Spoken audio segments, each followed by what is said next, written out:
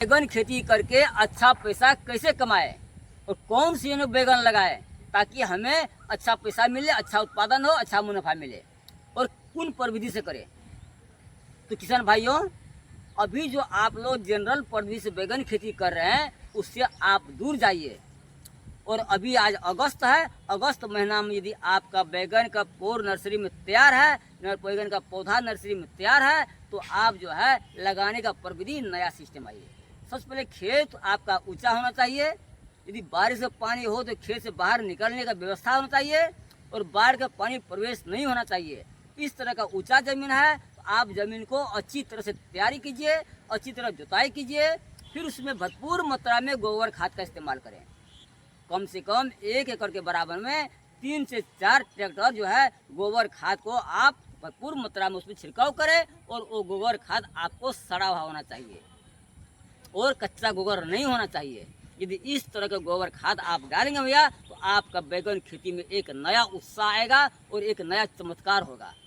तो ठीक है, उसको खाद को आप डाल दिए, फिर रोपाई से आप 15 दिन पहले खेत को जुताई, दूसरा जुताई में 1 एकड़ के बराबर में 4 से 5 किलो ट्राइकोडर्मा का पाउडर को आप खेत में इस्तेमाल करें इसी तरह से। उससे क्या होगा, आपके खेतों में आपका बैगन के पौधा में जो उखड़ापन होता है, सूखने वाली बीमारियां होती है, वो नहीं होगा। उससे आप निबर बाकी रहेंगे तो भैया आपका बैगन का पौधा खेत में नहीं सूखेगा। क्योंकि अभी का सीजन में, मौसम में सबसे अधिक बीमारियां वही है भैया, उखड़ापन। यदि आपका बैगन का फूल लगने वाला होगा उससे क्या होगा भैया, उस समय आपका बैगन का पौधा सूखने लगेगा।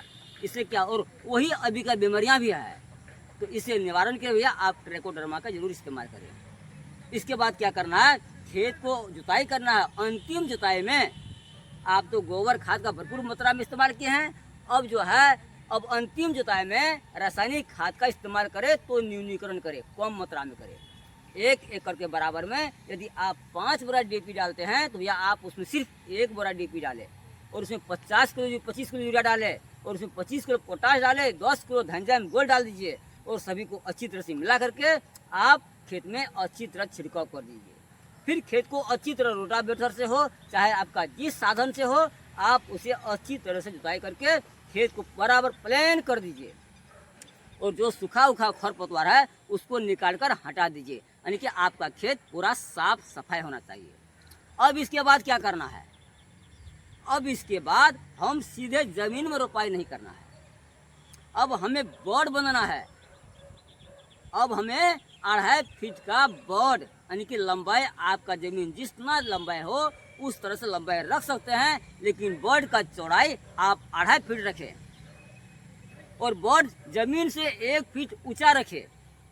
और एक बोर्ड जब बना लिया 2.5 फीट का तो बीच में 2 फीट छोड़ दीजिए, फिर दूसरा बोर्ड बनाइए, फिर 2 फीट छोड़ दीजिए, फिर तीसरा बोर्ड बनाइए। इसी तरह आप बोर्ड बनाते जाइए तो बीच में जो है, जो जमीन खाली है, वो बीच वाला मिट्टी दोनों बॉल आएगा, वह दोनों बोर्ड के बीच के जो भाग है वो नली बन जाएगी और नली होने के कारण वर्षा जो होगा भैया तो वो पानी जो है वो नाला से बाहर निकल जाएगा, बोर्ड का पानी नाला से बाहर निकल जाएगा। आपका खेतों में पानी नहीं जमेगा, आपके पौधा के आसपास पानी नहीं जमेगा, जिसके बदौलत आपका पौधा में पानी के परेशान नहीं करेगा और आपका पौधा पीला नहीं होगा, आपका पौधा नहीं सूखेगा, आपका पौधा में अधिक ग्रोथ होगा।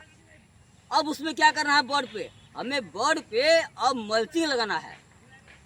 मल्चिंग पेपर लगाने से क्या होगा, आपका जो है वो खेतों में खर पतवार नहीं होगा और खर पतवार नहीं होगा तो ऑटोमेटिक आपका पौधा का ग्रोथ अधिक होगा।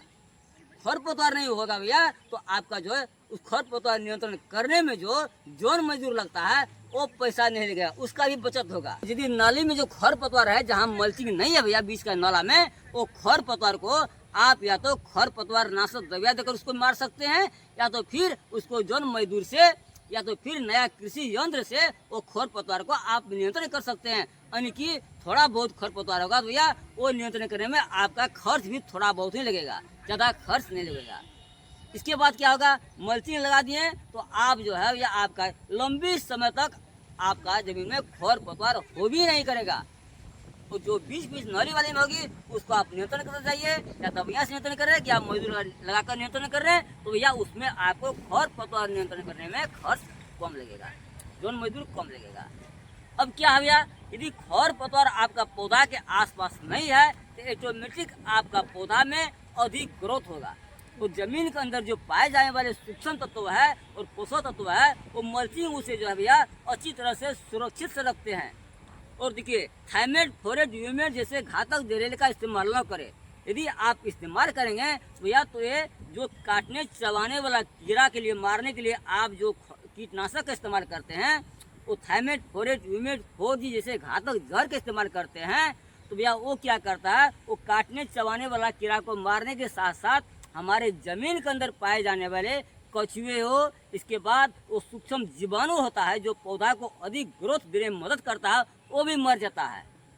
इससे क्या हो जाएगा भैया, तो हमारा पौधा में जो ग्रोथ होना चाहिए वो नहीं होगा, हमारा पौधा जहरीले नहीं होगा, हमारा जमीन जहरीले नहीं होगा, हमारा पर्यावरण जहरीले नहीं होगा, और हमारा जब पौधा जहरीले नहीं होगा, उत्पादन जहरीले नहीं होगा, हमारा उत्पादन स्वच्छ होगा, हमारा उत्पादन गुणस्तरीय होगा, हमारा उत्पादन हमारे स्वास्थ्य के लिए बहुत लाभदायक होगा। इसलिए दोस्तों, आप बैगन खेती यदि नहीं, आपके नर्सरी में अभी पौधा नहीं रखे हैं तो अभी भी है, आज 3 अगस्त है, यदि आप अभी पौधा रखेंगे तो आपको सितंबर 1 में वो बैगन का पौधा रोपाई करने वाला खेत में हो जाएगा।